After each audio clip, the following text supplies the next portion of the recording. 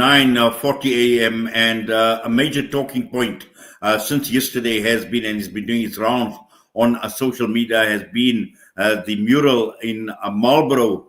And here we are talking about freedom of speech versus bylaws where police have invoked Section 9 to remove the word genocide from the Marboro Mural.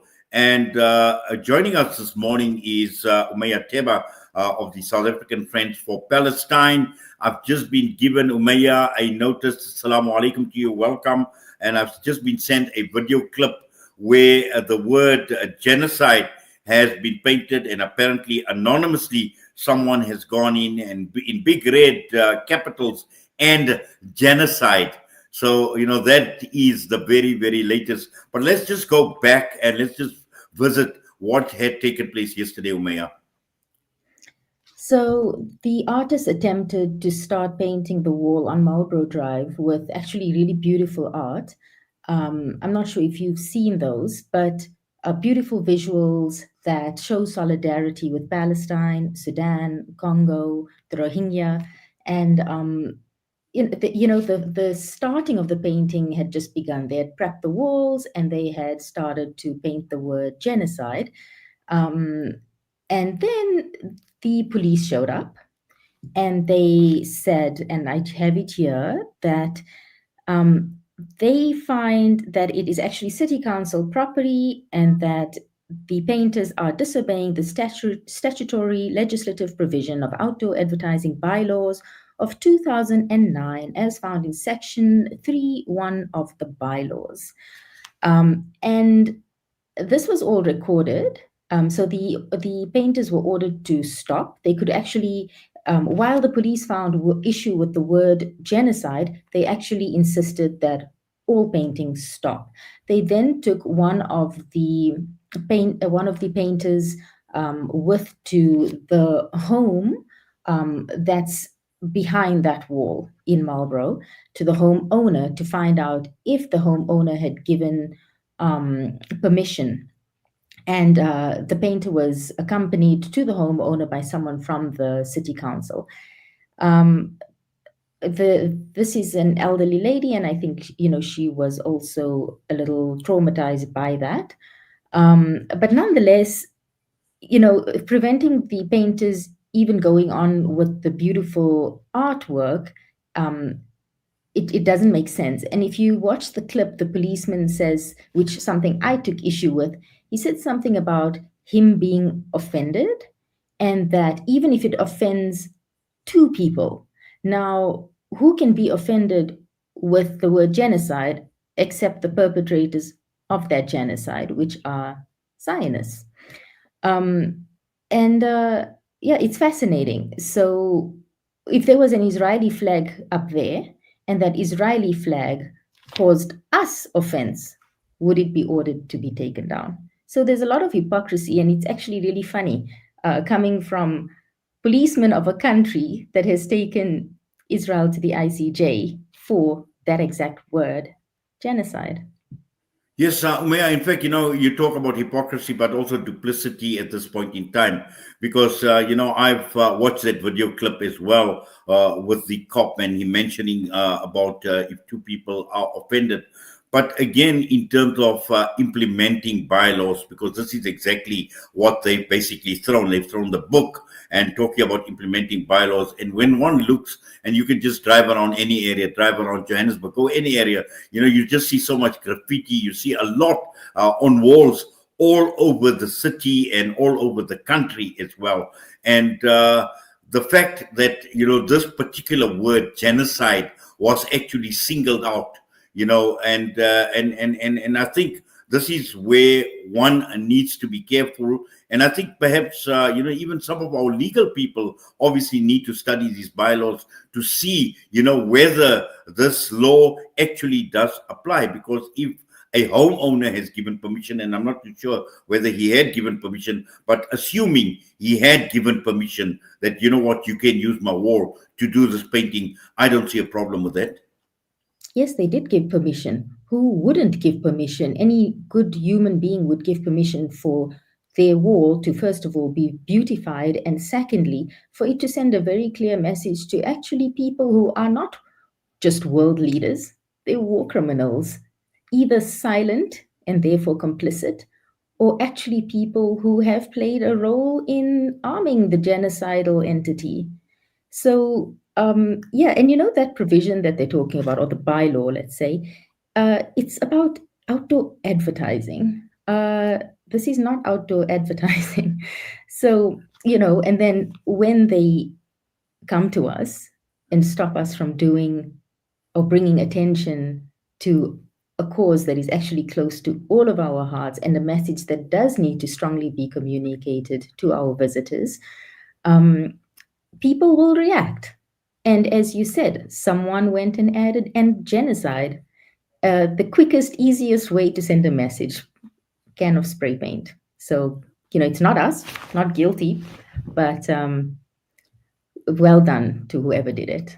Well, we will be playing that video out at the end of the interview. But again, when one looks at South Africa and for somebody that is representing a public servant, South African Police Services, to make the statements that he had in that video clip, where on the one hand, the country has taken Israel to the ICJ for genocide. And he found that word actually very, very offensive.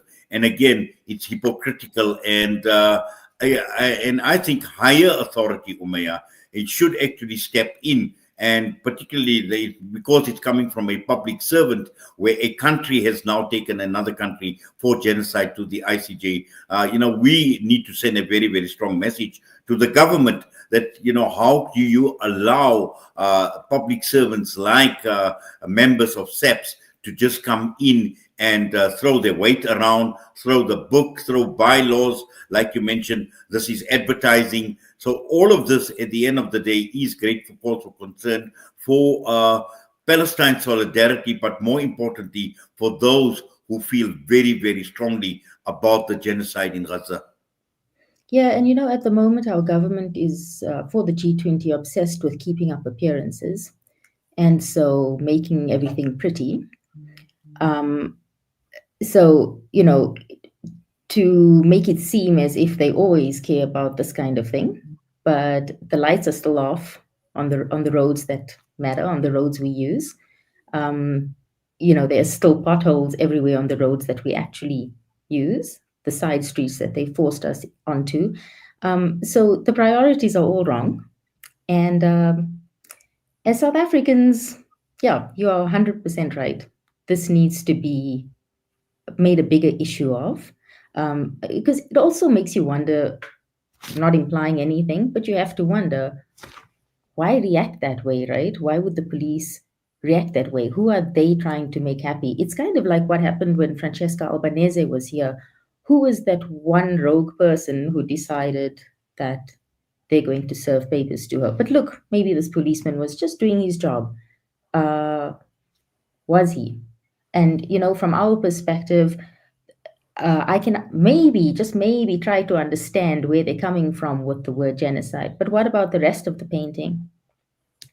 Well, what you are saying, obviously, and you mentioned the Francesca Albanese issue, but also I think one can actually go back and one know what had taken place at Loftus as well, the arrest as well that had taken place. So, it's one incident too many, and there are just too many coincidences. And I mean, who is higher authority upon whose instructions was the policeman actually acting as well, because he couldn't have been acting alone. And this is the reason why I'm saying is it requires a lot more deeper investigation into what actually prompted this.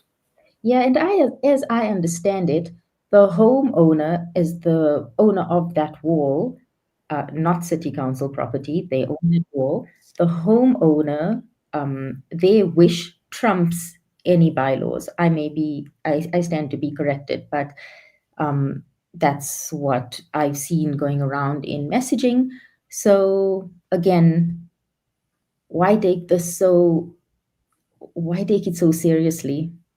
Now, anyway, the end genocide is there. The policemen are welcome to go and paint over it if they like, but it's not going to be anyone I know who's going to who has done it and who's not going to go and put themselves out of their way again to get rid of a word that is actually exactly what it is. Otherwise, what is the policeman? Are they just a bunch of Helen Zillers? They can't comment on the word genocide because it's a very big word and too big a word for them to actually be confronted by.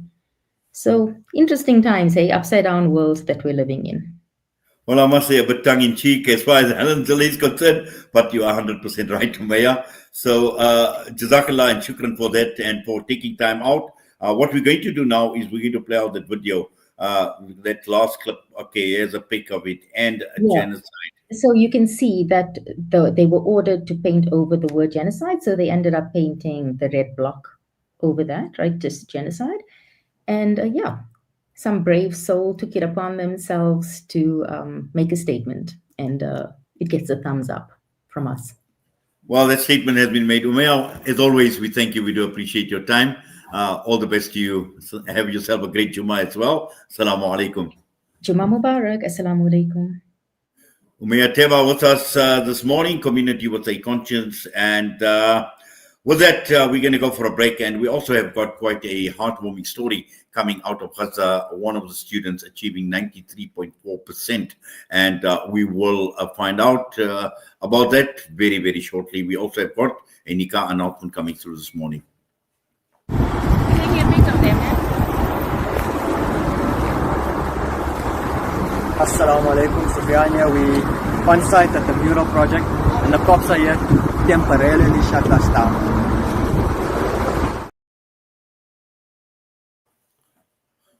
Well, that was just a slight glimpse into what had taken place yesterday with regard to the mural painting in Marlborough.